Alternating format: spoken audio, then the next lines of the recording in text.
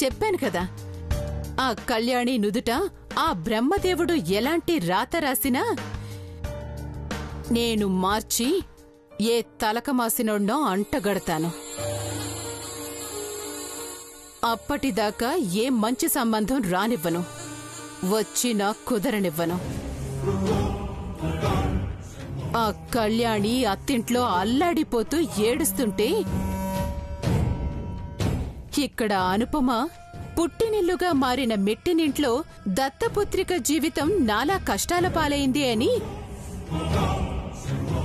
ఎక్కి ఎక్కి ఏడుస్తుంటే అది చూసి నా కళ్ళు చల్లబడతాయి.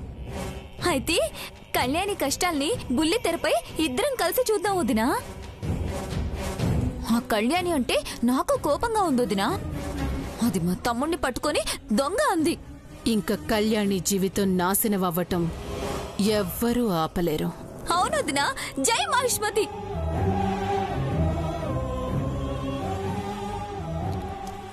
అంటే యుద్ధానికి సిద్ధం అవుతున్నాం కదా, అందుకని.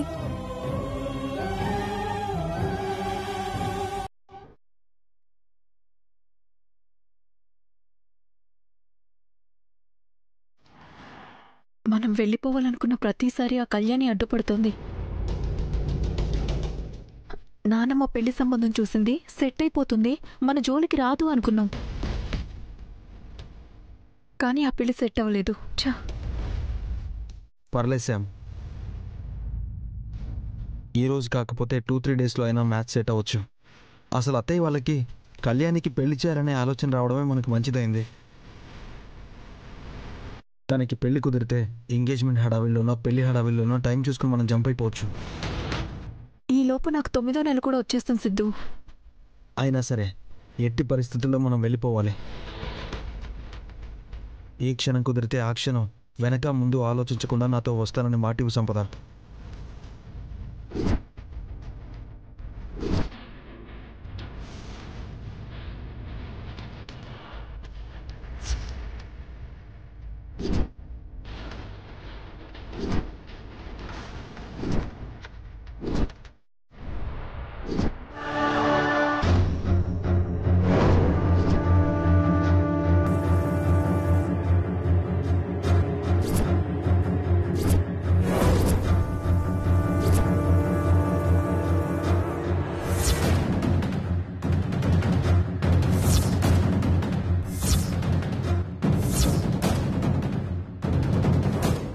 శౌర్య చూసేశాడు సంపద.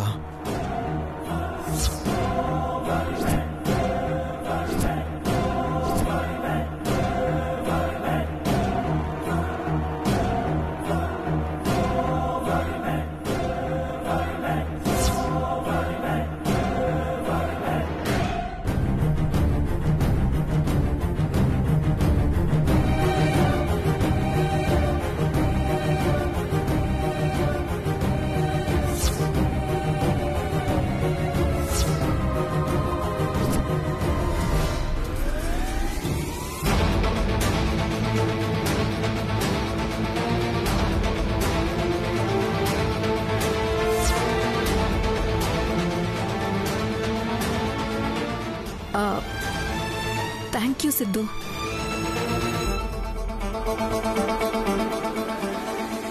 మనకి పుట్టబోయే బిడ్డ ఎలా ఉంటుందో డ్రా చేశాను.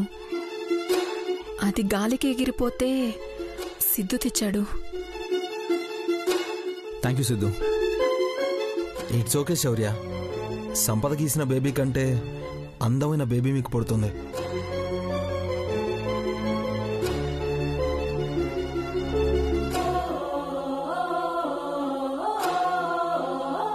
సంపద, నువ్వు టాబ్లెట్స్ వేసుకొని పడుకో.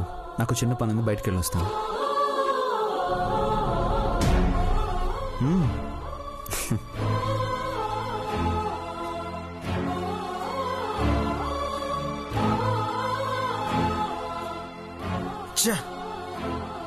సంపద మాటిచ్చే టైంకి శౌర్య వచ్చాడు. ఎలా అయినా తనతో మాట్లాడాలి, తనకు అర్థం ఎలా చెప్పాలి. సంపద భయపడుతున్నట్టుంది.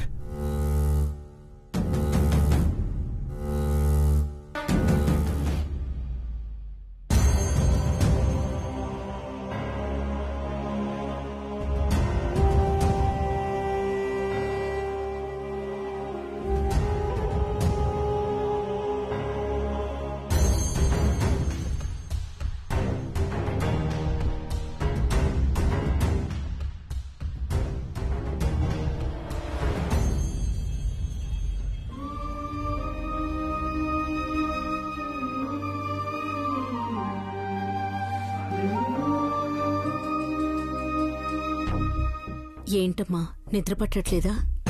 బాధ్యత కళ్ళ ముందు కనిపిస్తుంది, కానీ నా బాధ్యతని నేను బతికుండగా నిర్వర్తించలేనేమో అనిపిస్తుంది. అర్థమైందమ్మా, కళ్యాణి గురించి ఆలోచిస్తున్నావని.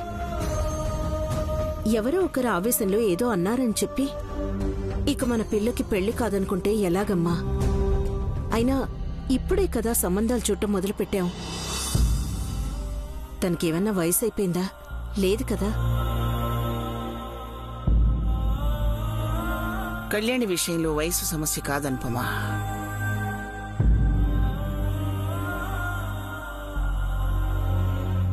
ఎక్కడో 10 మైళ్ళ దూరంలో ఉన్న వాళ్లే అన్ని మాటలని వెళితే చుట్టూ ఊళ్ళో ఉన్న జనాలు 10 మాటలు అనుకుంటారు. అదే నా బాధ.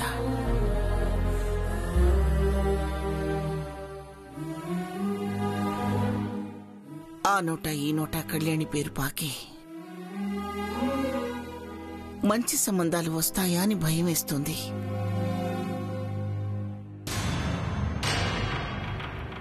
ఎలా అయినా మంచి సంబంధం తెచ్చి కళ్యాణికి పెళ్లి చెయ్యాలి.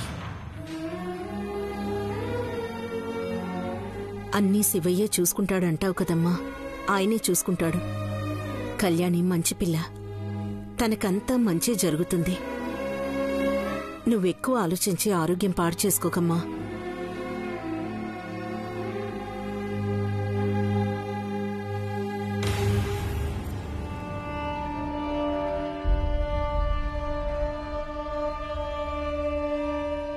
చూడమ్మా, నానమ్మ నా గురించి ఎంత బాధపడుతుందో.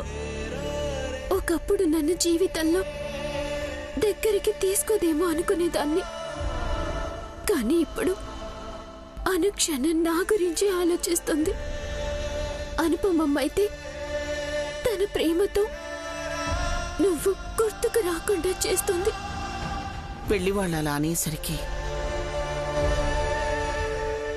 కళ్యాణి ఎంత బాధపడుతుందో ఏమో. నువ్వు వెళ్ళి తనకు ధైర్యం చెప్పు. అసలు మనమెవరం జరిగిన దాని గురించి ఆలోచించట్లేదని చెప్పు.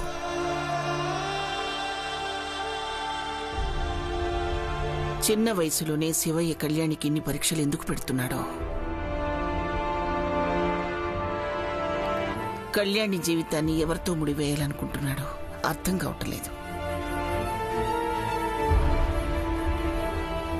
కళ్యాణిని నేను చూసుకుంటానులేమ్మా, నువ్వు వెళ్ళి పడుకో.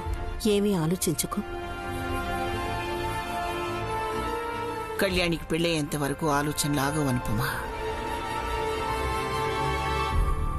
కళ్యాణికి 18 నిండగానే పెళ్లి కూతురవ్వాలి. ఎవరైతే కళ్యాణి వైపు వేలెత్తి చూపించారో వాళ్లని ముఖ్య అతిథులుగా పిలుస్తాను. సుగుణాల రామునిచ్చి పెళ్లి చేస్తాను.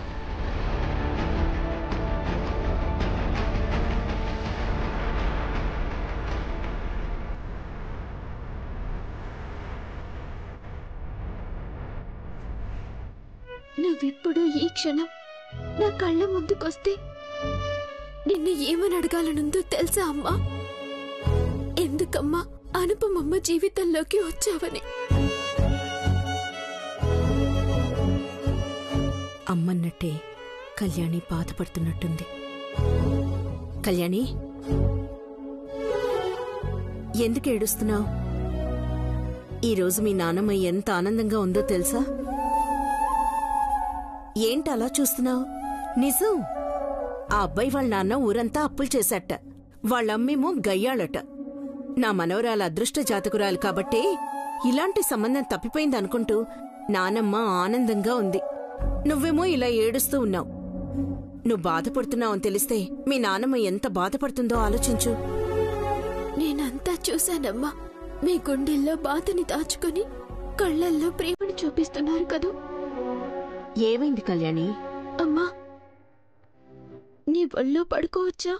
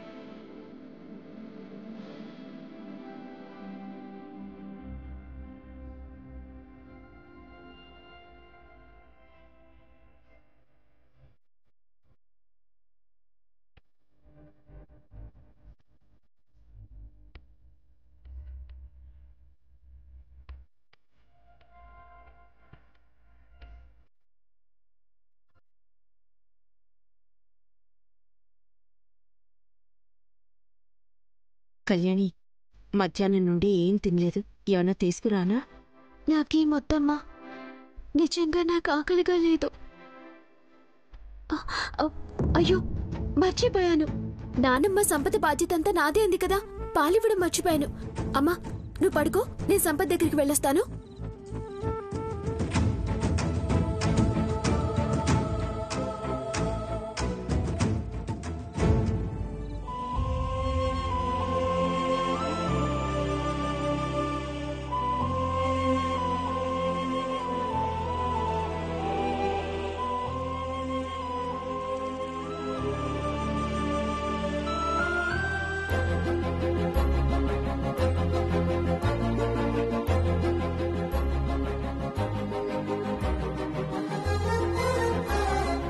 ఓయ్ బుట్టకమ్మ, ఏంటే తెగ ఊగేస్తున్నావు?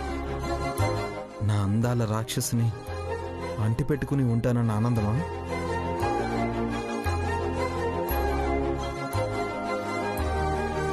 నిజంగా నువ్వు చాలా అదృష్టవంతురాలివి. దేనికైనా రాసి పెట్టుండాలే. సంపద రమ్మని చెప్పింది, ఎందుకో చెప్పలేదు. అడిగితే సర్ప్రైజ్ అంటుంది. తను నాకు సర్ప్రైజ్ ఇవ్వడం కాదు, నేను నిన్ను గిఫ్ట్గా ఇచ్చి సర్ప్రైజ్ చేస్తాను.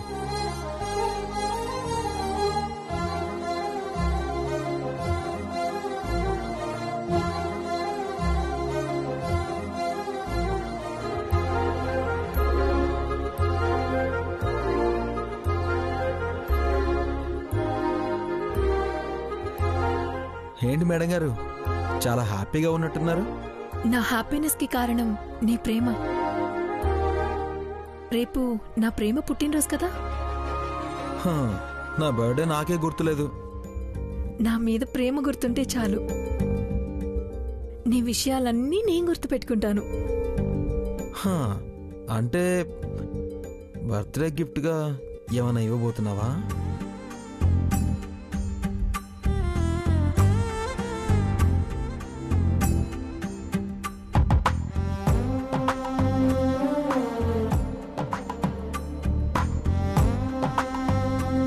గిఫ్ట్ తెచ్చాను, కానీ నువ్వనుకుంటున్నది కాదు. మరి ఎందుకిప్పుడు ఇచ్చాం? రేపొద్దున మనం గొడవ పడినప్పుడు నేను నీ మెళ్ళో తాళి కట్టాను, నా మాట వినాల్సిందే అని నువ్వంటే, అందుకే నేనే ముందుగా నీ చేతికి bracelet కట్టేస్తున్నాను.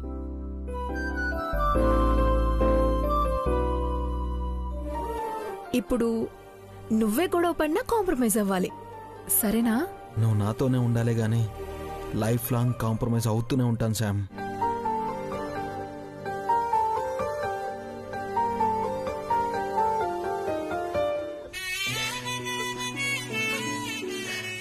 I love you Sam.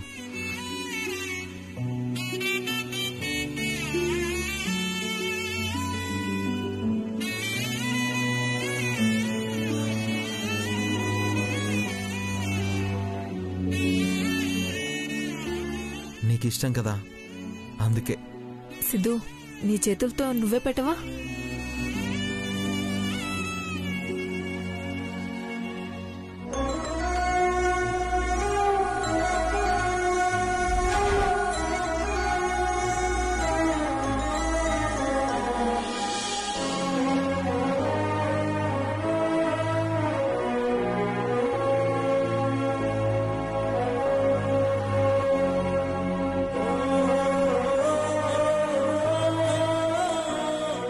ఎలా ఉన్నాను? మళ్ళీ మన ఇద్దరం కలవబోతున్నాం, దగ్గరవుతున్నామని మళ్ళీ ఇది పెట్టుకున్నాను శామ్. ఇది కనిపించకపోతే ప్రాణం పోయినట్టు అనిపించింది. అవునా? అంతలా అనిపించడానికి ఎవరిచ్చారేంటి? అది నిజంగానే నువ్వు పోగొట్టుకున్నావా, లేకపోతే ఆ రోజు రాత్రి దొంగతనానికి దొంగలా వచ్చింది నువ్వేనా? నేను మన ఇంట్లో దొంగతనం చేయడానికి ఎందుకు చూస్తాను వదినా? అమ్మా, మళ్ళీ ఏంటమ్మా ఇక్కడ? జరిగిపోయిన దాని గురించి ఎందుకు మళ్ళీ మళ్ళీ ప్రస్తావిస్తున్నావు? నీకేం మాట్లాడినా తప్పులాగే అనిపిస్తుంది శౌర్య. సరే, నేను అనుమానించను. మరి మన ఇంట్లో పడ్డ దొంగ గురించి ఏవైనా తెలిసిందా? అదే పనిలో ఉన్నానమ్మా. 2 రోజుల్లో తెలుస్తుంది. అప్పటి వరకు నీ అనుమానాలకి ఊహల్ని జోడించకు. పద. Sorry Siddhu. It's okay bro.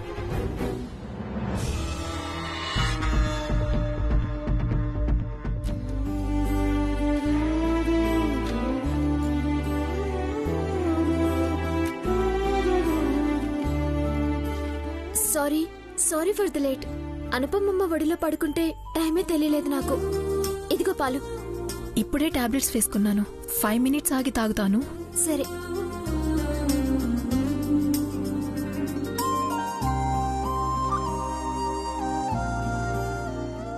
నాకు చిన్నపిల్లలంటే చాలా ఇష్టం. ఒకసారి బేబీని టచ్ చేయొచ్చా?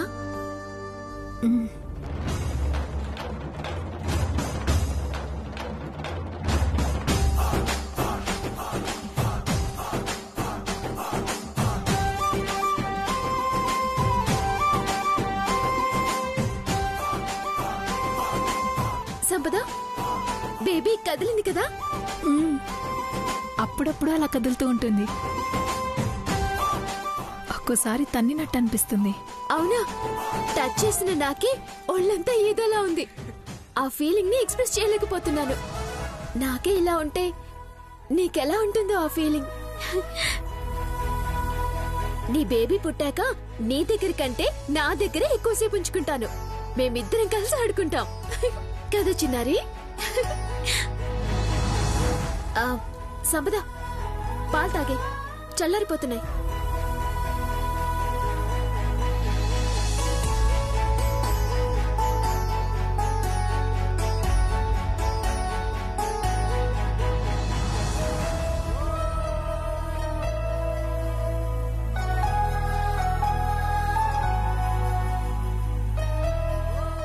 కళ్యాణి, నాకు పడుకునేటప్పుడు పాటలు వినడం అలవాటు. ఇక నుంచి మార్చుకో. చెప్పాను కదా, మొబైల్ నుంచి వచ్చే రేడియేషన్ పిల్లల మీద ఎఫెక్ట్ ఎక్కువగా చూపిస్తుందని. అది నాకు నిద్ర రాదు. నేను పాడతానులే.